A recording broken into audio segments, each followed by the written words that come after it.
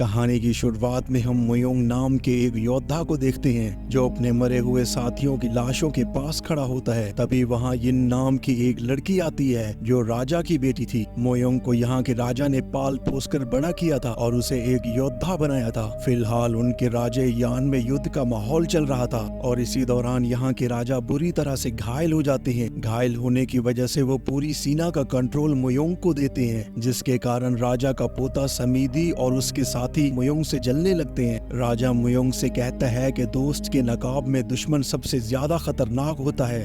इसके बाद मुयोंग अपनी सेना को कंट्रोल करने लगता है और दूसरी तरफ यिन अपने पिता से मिलने जाती है, जहां उसके पिता उसे कहते हैं कि वो एक काबिल राजा बन सकती है। इसके बाद समीदी वहां राजा से मिलने आता है, जहां राजा अकेला ही था। समीदी राजा से कहता है कि उन्होंने मुयोंग को सेना का कंट्रोल देकर अच्छा नहीं किया क्योंकि वो इसके लायक नहीं है। तभी राजा समीदी को कहते हैं कि तुम मुयोंग को कभी नहीं समझ पाओगे। इसी बात से समीदी गुस्से में आकर अपना आपा खोकर अपने चाचा की जान ले लेता है और अगले ही पल यिन अपने पिता की लाश को देखकर बहुत ही ज्यादा दुखी हो जाती है। उसके कुछ दिन बाद राजा का अंतिम संस्कार होता है। यहाँ टिंग नाम का एक आदमी जो राजा का सलाहकार था, वो वहाँ पर मौजूद लोगों को राजा की आखिरी इच्छाएं बताता है, जिसमें वो चाहते थे कि मुयोंग को राजे का नेता बनाया जाए। लेकिन समीदी और उसके साथी इस फैसले से इनकार करते हैं, तो यिन मुयोंग का पूरा साथ देती है और कहती है कि जो भी मुयोंग के खिलाफ आवाज उठाएगा उसका सर काट दिया जाएगा। एक दिन जब यिन अपने घोड़े के साथ अकेली थी तो समीदी अपने कुछ लोगों को यिन को मारने के लिए भेजता है। यहाँ हम देखते हैं कि यिन उन लोगों से लड़कर बच जाती है,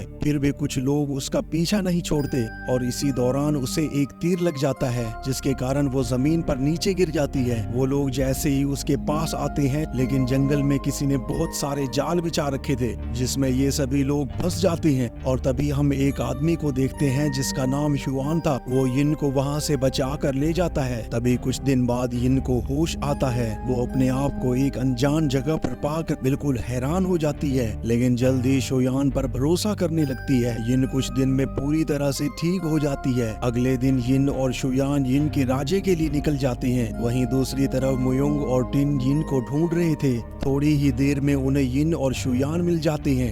युआन को देखकर मुयोंग को उस पर शक होता है, लेकिन यिन मुयोंग को सब समझा देती है। इसके बाद वो यिन को लेकर अपने राजे के लिए लौट जाते हैं, लेकिन लौटते समय उन्हें खबर मिलती है कि दुश्मनों ने उनके राजे पर हमला कर दिया है और जब तक समीदी को राजा नहीं बनाया जाता तब तक वो और उसके साथी लड़ने से इनकार कर देते हैं। फिर मुयोंग और टिन अपने 2000 सैनिकों को लेकर युद्ध में उतरते हैं, लेकिन दुश्मन की तादाद 10,000 थी। मुयोंग की सेना कम तादाद के कारण हारने लगती है। मुयोंग बहादुरी से लड़ते हुए आगे बढ़ता है, जिसके कारण उनके घायल सेना को भागने का मौका मिल जाता है। दुश्मन की सेना मुयोंग की सेना पर हावी हो रही थी। तभी यिन जंगल की ओर भागने लगती है और दुश्मन सेना का राजा उसका पीछा करते हुए जंगल पहुंच जाता है, यानी कि अब वो यिन की चाल में फंस चुका था। यहाँ यिन की सेना घास में छुपी होती है। फिर वो दुश्मन पर हमला कर देती है और यिन उसे बुरी तरह से हरा देती है, लेकिन यिन उसे जान से नहीं मारती और उसे बख्श देती है, जिसके कारण दुश्मन भी अपना हथियार छोड़कर चले जाते हैं। इसके बाद यिन समीदी और उसकी सेना को राजे से निकाल देती है।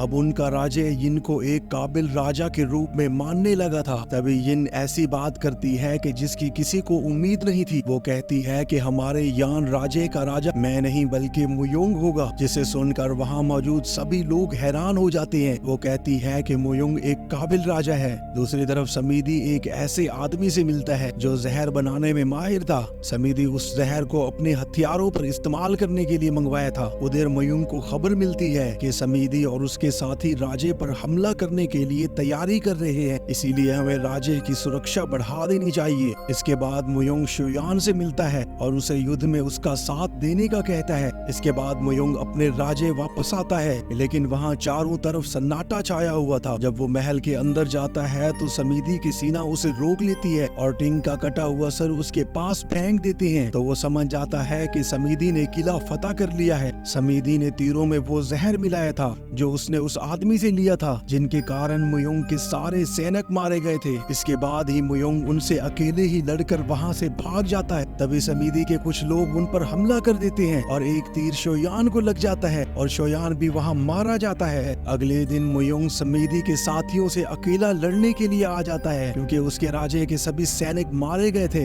अकेला होने के बावजूद वो बड़ी बहादुरी से लड़ता है और लड़ाई में घायल हो जाने के बाद समीदी को उससे लड़ने का कहता है, लेकिन समीदी जानता था कि मुयोंग उससे बेहतर योद्धा है, इसीलिए वो अपने साथियों को उससे लड़ने का कहता है।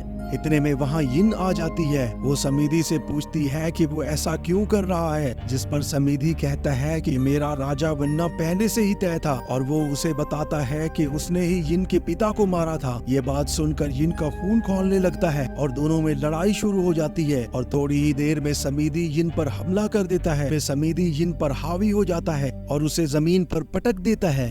जब यिन जमीन पर गिरती है तो वो जमीन पर पड़े एक भाले को समीदी के गर्दन में घुसा देती है, जिससे समीदी की वहाँ मौत हो जाती है। जिसके बाद समीदी की सेना घबरा जाती है और अपने हथियार नीचे रख देती है और दूसरी तरफ मुयोंग भी बुरी तरह से घायल हो जाता है और कहानी के आखिर में दिखाया जाता है कि यिन अपने राजे को संभाल लेती है और आखिरकार वो एक राजा बन जाती है। तो दोस्तों, कैसी लगी आपको ये मूवी? तो चैनल को सब्सक्राइब करो एंड वीडियो को ज्यादा से ज्यादा लाइक एंड शेयर करो।